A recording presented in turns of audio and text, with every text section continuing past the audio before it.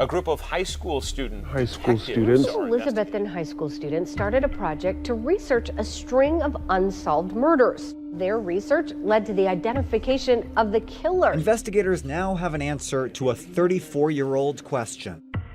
Once you start getting a few tips or a few leads or a few identifications, then the cold case isn't so cold anymore.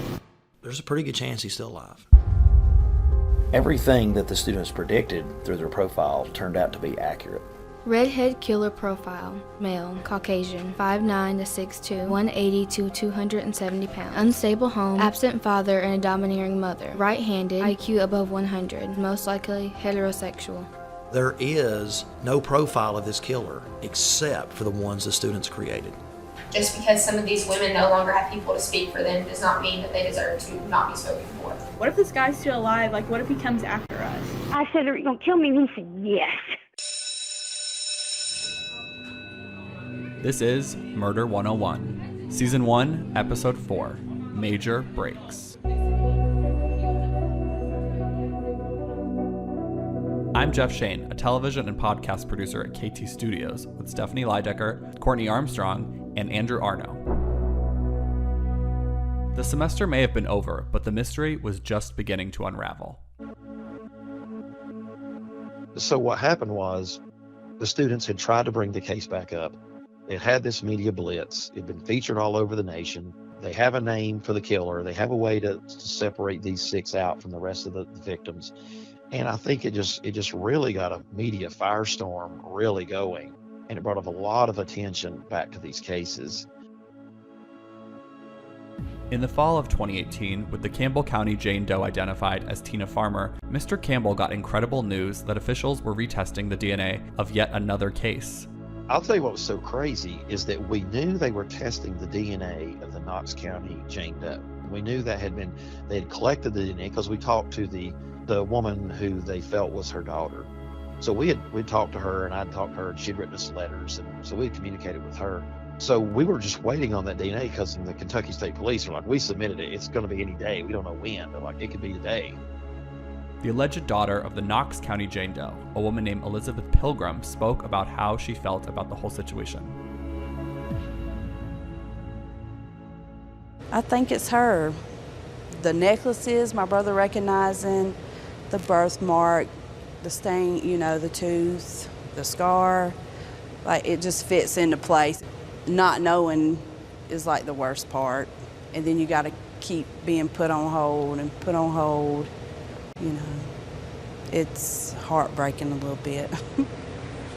Knowing that it's her is a major part, but I don't think that's going to be fully all my closure. As it turned out, Elizabeth's mother, Epsy, was in fact the Knox County Jane Doe. You have 2 identifications like in rapid succession. And now what happens is the media frenzy is going even more, right? Because of course, people start calling the TBI and they start calling the local police agencies and they start saying, well, what does this mean? Are we looking at other cases? Are these related to any others? Could she have been killed, by the same person as somebody else? So within 6 months of the press conference, we now have 4 of the victims identified.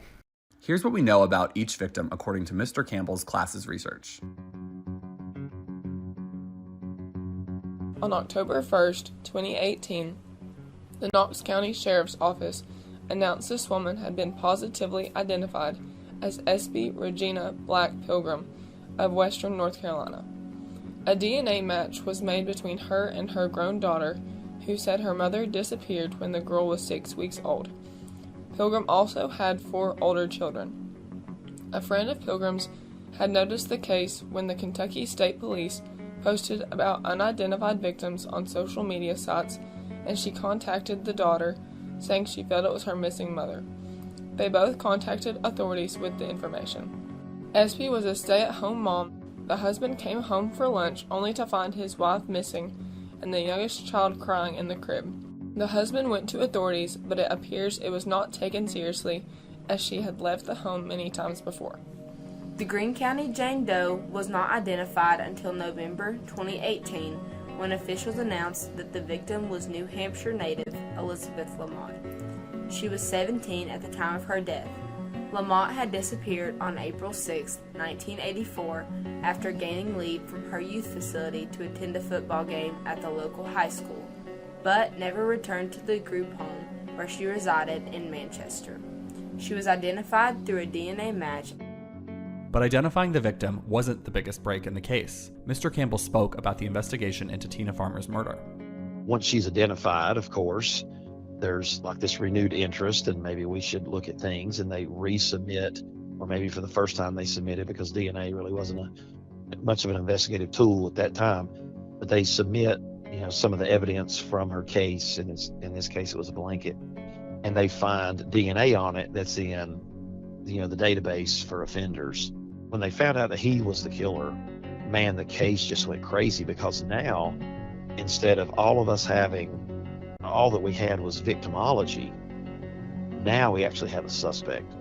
So not only can we look at the victims and say, where were they, when were they there, we can begin to look at the suspect and say, where was he? Investigators now have an answer to a 34-year-old question. The TBI says it knows who killed Tina Marie Farmer. In December of 2018, the Tennessee Bureau of Investigators, otherwise known as the TBI, held a surprise press conference. Good afternoon. I'm Jared Effler, the elected district attorney for Tennessee's 8th Judicial District, of which Campbell County is a part of. On January the 1st, 1985, an unidentified female body was discovered murdered along Interstate 75 in Campbell County, Tennessee. At that time, an investigation was launched by the TBI to determine two things: the identity of the unknown female and who was responsible for her death. Yesterday, the results of that investigation were presented to the Campbell County Grand Jury. The grand jury found that the unidentified body was that of Tina Marie Farmer of Marion County, Indiana. Additionally, the grand jury found that there was sufficient proof to believe that Jerry Johns of Cleveland, Tennessee, caused her death.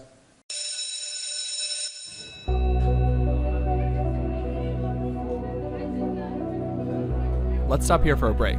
We'll be back in a moment.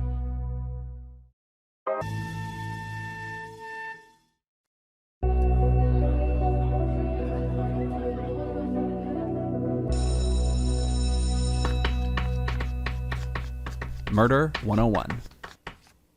I'm Brad Nealon, Deputy Director for the Tennessee Bureau of Investigation. We'd like to thank General Effler and his office for their efforts and support on this case. This hasn't been easy, but we never gave up, and that represents our commitment to all cases, even those deemed cold. Our agency exists that guilt shall not escape, nor innocence suffer, and we're gratified that we can now provide some answers to the family of Tina Farmer. DNA was found on items that was analyzed.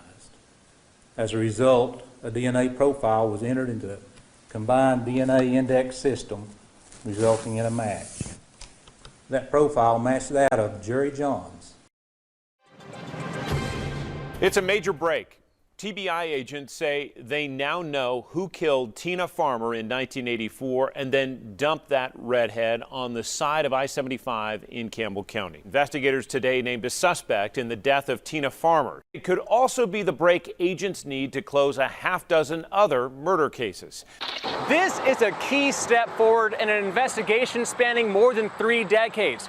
Since these students started connecting the dots, the name of another victim was identified, and TBI investigators now say Jerry Leon Johns is believed to be the killer of at least one of the victims. We know the killer behind an infamous 3-decade-old murder in Campbell County. The TBI says Jerry Johns from Cleveland, Tennessee, killed Tina Farmer and dumped her body along I-75. During the press conference, a reporter asked the connection between Tina Farmer and Jerry Johns. Or how did she come to know Mr. Johns? How did this end up happening? Or is there any kind of insight you have on what might have happened to lead to this? We know that she had been at a truck stop in near her hometown, and Mr. Johns was a long-haul truck driver, and we believe the connection lies somewhere in there.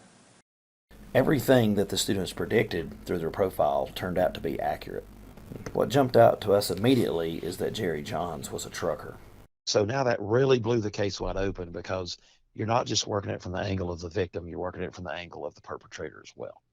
During his investigative work on the story, Shane Waters was able to track down Jerry Johns' ex-wife. She provided shocking details about the man that would eventually become the Bible Belt Strangler. The following is based off of Shane's recollection of his conversation.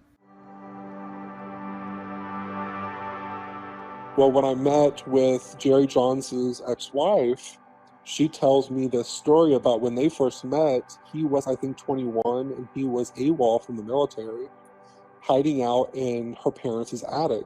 They were his neighbors, his parents' neighbors. So he was AWOL from the military, hiding out in her attic. And she was very young. I think she said that she was 12. And they end up having a sexual relationship. And when she told me that, I had this moment where I thought he may be even more of a monster than I realized. So they end up getting married. He ends up getting her pregnant, and she's only at that point when she gets pregnant. She says she was 13, and she goes to her dad and she tells him that she's pregnant. And that is when Jerry Johns and her learns that they're actually half brother and sister, because Jerry Johns' mom, she was a prostitute, and she slept with her neighbor's dad. And because of that, Jerry Johns was actually his son. So when they learned that, her dad was trying to convince them to have an abortion, to abort that child. They refused to do that. And so what they ended up doing was moving down to Texas with his mom for a few reasons. One, because she was so young.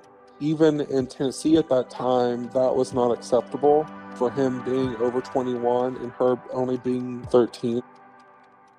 To clarify, Jerry Johns' ex-wife told Shane that she had inadvertently married and gotten pregnant with her half-brother's baby.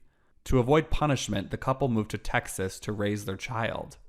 He ends up having to go to prison because of going AWOL from the military. And during that time, she told me that his mom would take her to different bars and places and prostitute her out to help make ends meet.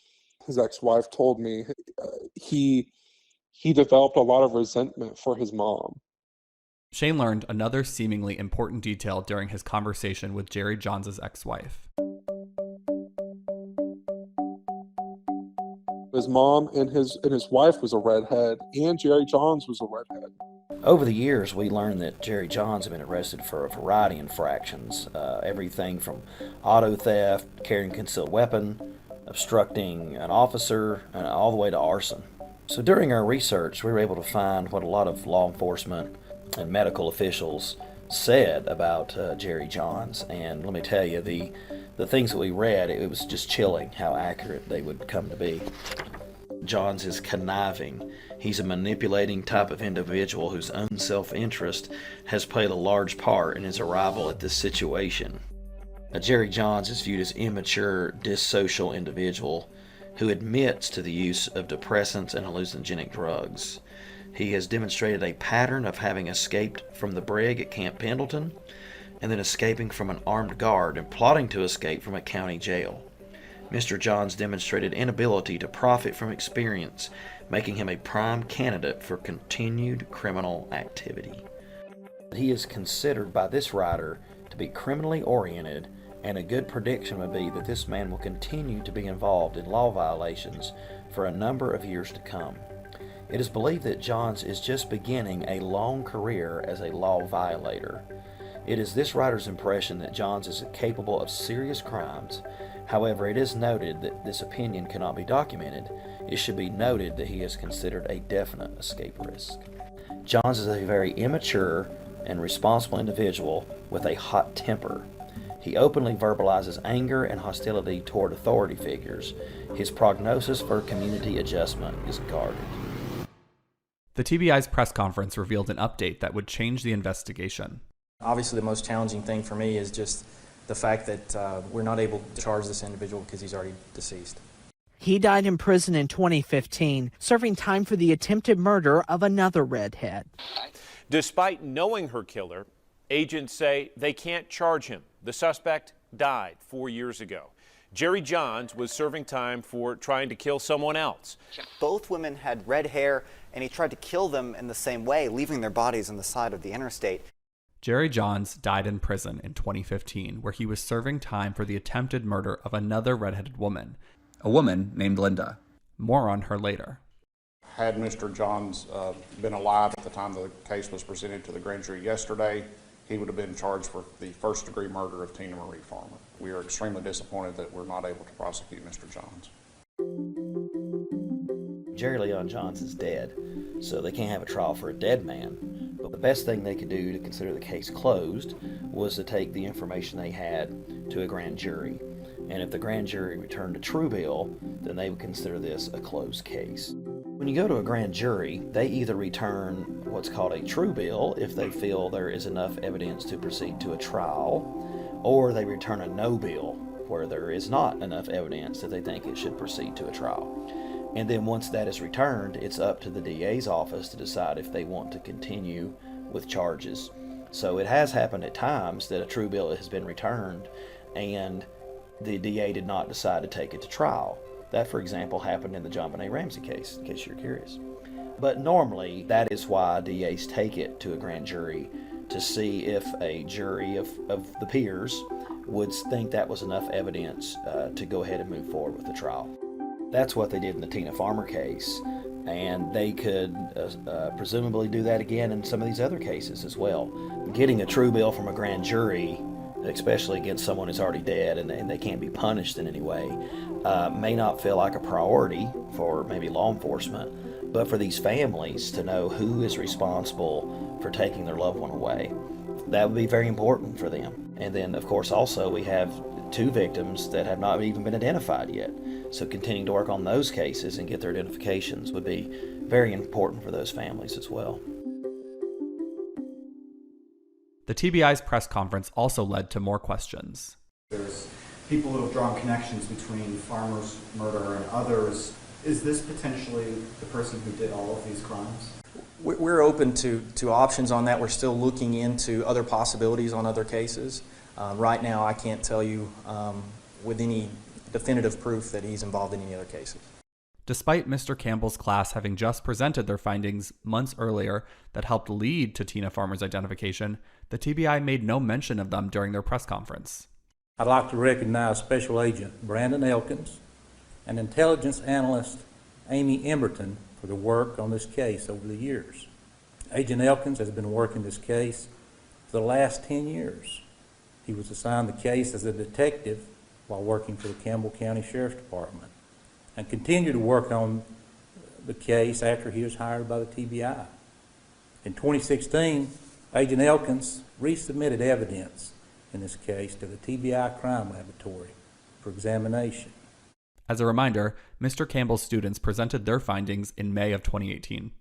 In August 2018, Agent Elkins was made aware of Tina Marie McKinney Farmer, who was reportedly missing from Indiana. Ms. Farmer matched description of the unidentified female found in Campbell County. TBI Intelligence Analyst Amy Emberton was able to track down a fingerprint card on Farmer from the early 80s. Those fingerprints were compared against the postmortem prints of the Campbell County Jane Doe, resulting in a positive match. Since that time, Agent Elkins has been working diligently to put the missing pieces of this case together. This is a perfect example of how determination, combined with traditional police work and modern-day science, can lead to major developments in cold cases.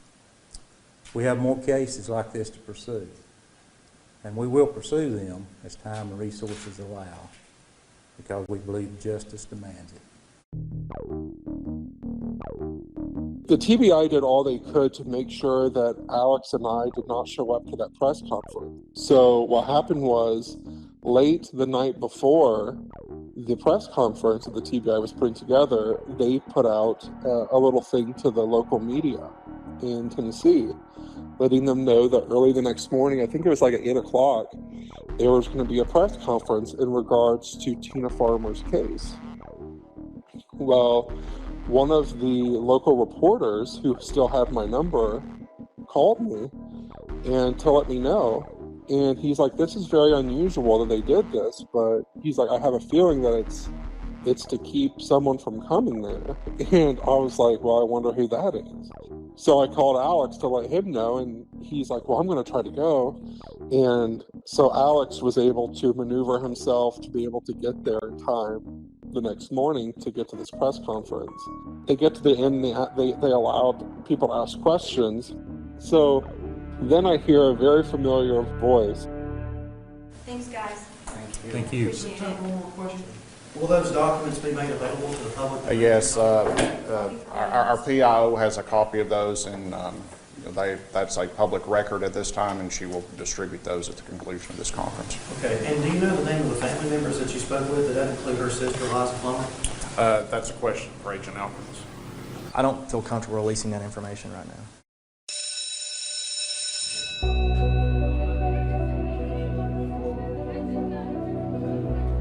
Let's stop here for another quick break.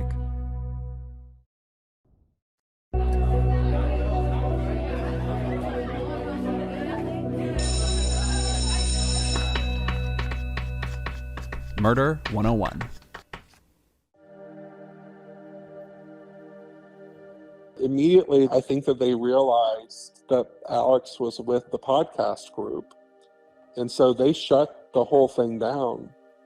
The director of the TBI kind of steps in and he's like, all right, we're going to end this here. Everyone have a good day. And they all walk out. And as they walk out, the director walks up to Alex and he's like, you must be with the podcast group. And Alex is like, oh, I'm with the students, but yeah, we work with Shane with the podcast. And it was a very weird confrontational moment. And Alex leaves and he gets back to the school, but there was a threat that came to him from the director of the TBI that basically told us that we needed to back off, or else, which is crazy to me. Why are they scared of some high school students who are just trying to help spread the word of what happened to these women and to help prevent it from happening? Nowhere have we tried to tarnish the reputation of the TBI. Nowhere did any of us deserve to be threatened. And to be honest with you, I'm not sure Alex will want to tell you about that threat because it did scare us. But I'm a firm believer of, sharing these things and talking about it. We've reached out to the TBI and they've declined to participate in this podcast. Maybe it's an ego thing.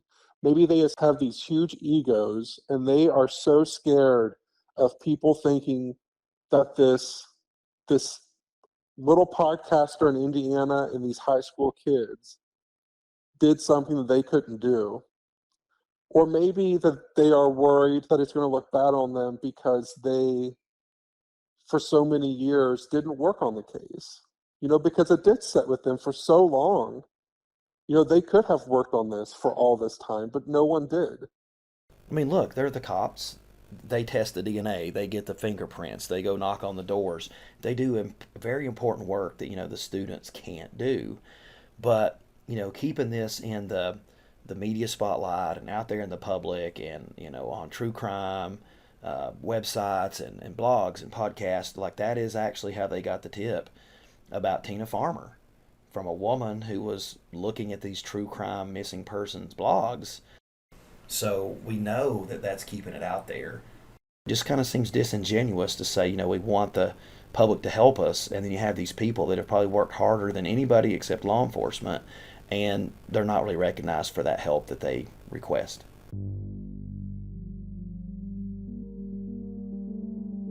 There so much had happened and we had so much new information to look at. It seemed like the perfect time to dive back into these cases.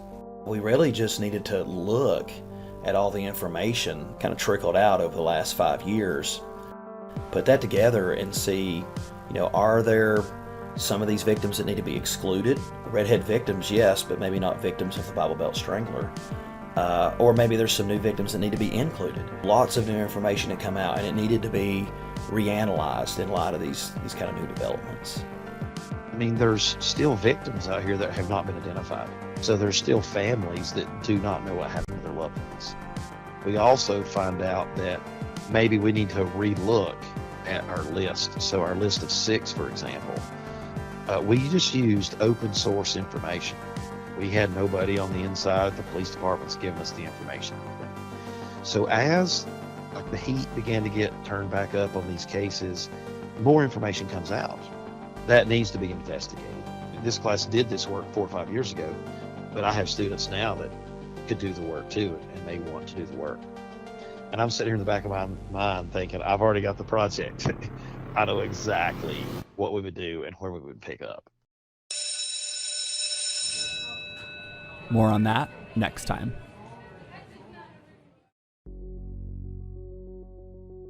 Murder 101 is executive produced by Stephanie Lydecker, Alex Campbell, Courtney Armstrong, Andrew Arno, and me, Jeff Shane. Additional producing by Connor Powell and Gabriel Castillo. Editing by Jeff Twa and Davey Cooperwasser. Music by Vanacore Music. Murder 101 is a production of iHeartRadio and KT Studios. For more podcasts from iHeartRadio, visit the iHeartRadio app, Apple Podcasts, or wherever you listen to your favorite shows.